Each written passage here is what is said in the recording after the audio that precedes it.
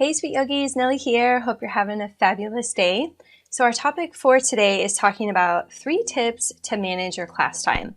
So why is managing your class time so important?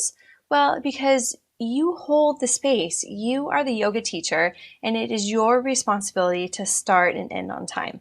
Now, I know life happens and there are times where you may start a couple minutes late, or you may run over a couple minutes, or even end early. Just try not to make a habit of that. The last thing you want to do is consistently end on time, or consistently end early, or even worse, consistently start late. It is just important. Your students are showing up. They're there for you. They want a good experience, and how you can give them that good experience is to just manage the time appropriately in class.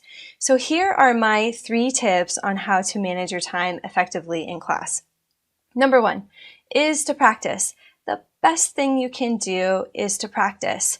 It is so crucial to maintain a practice of some kind for yourself, whether you're doing a daily personal practice, or you're doing group studio classes, or you're practicing with your friends or other teachers, just something where you are getting that experience from within your body, because that is so important. The true path of yoga is through experience. So if you are not practicing on a regular basis, then how are you going to effectively go and teach to your students?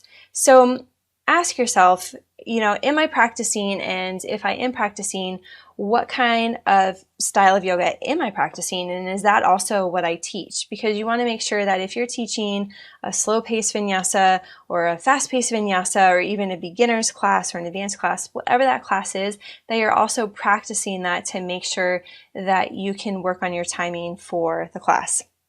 So when you are practicing, one of the things you can do is just to time yourself. How long does it take you to do sun salutations? Have you tried just cueing those sun salutations, or cueing the sequence you're going to do? Just record your time. How long does it take? You don't have to record your voice, although that is an effective way to practice how you cue and how you teach your class.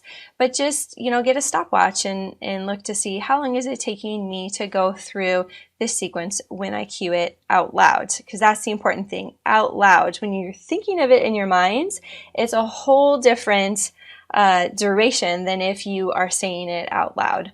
So that is tip number 1, is to practice. Practice your poses, practice saying the cues, timing yourself, get that experience within your body so that you can share that experience with your students, right? Because that's why we teach. We want to share the experiences we've had that have made us feel good and have been life-changing in a positive way for us with our students. So practicing is so important as a teacher. I can't stress that enough. That's why I keep saying it over again. So that's tip number 1. Tip number 2 is to use music. So think about your playlist and create your playlist in a way based on how much time you will spend on a sequence. So for example, if you do sun salutations in your class, think about sun salutation A. How many sun salutation A's do you want to do?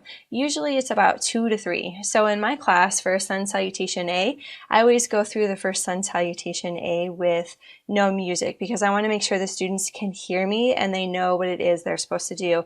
Then I'll turn on music, and when that song is getting towards the end, that's when I know how many rounds of sun salutations we'll be ending with. So sometimes if I'm going fast, we might do an extra one, or if I'm moving through slow because I'm watching how my students are responding to the movement, then we might not do as many. So using music as a way to manage your time is really, really beneficial.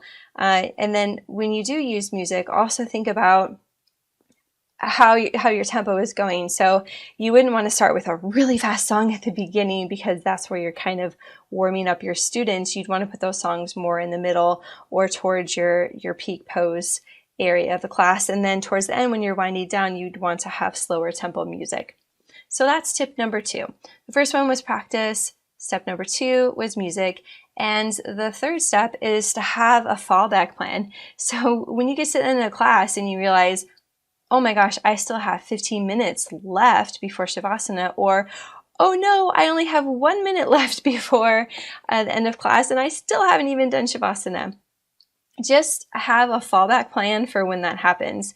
So for me, if I'm going through class and maybe I went a little too fast, I wasn't paying attention to my music, managing my time, and I look at the clock and I see, oh my gosh, I have 15 minutes left and I'm ready to put them in Shavasana.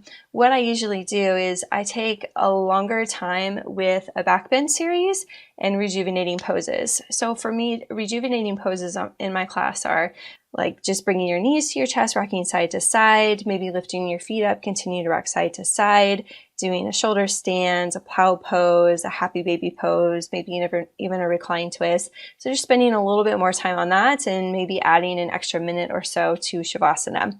So that's how I manage if I have moved through the majority of my class too quickly to kind of slow things down at the end. Okay, so what happens if I only have 1 minute left of class and I haven't done any cool down poses?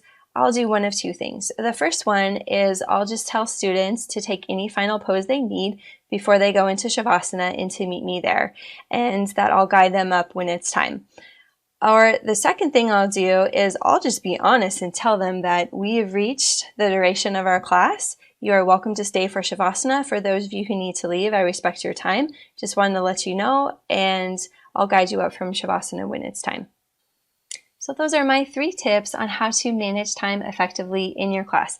Number 1, make sure you practice, get the experience in your body, get the experience saying your words. Number 2, use music to manage your time. And number 3, have a fallback plan. So I hope you found these 3 simple steps easy to effectively manage your class time. Until next time, namaste.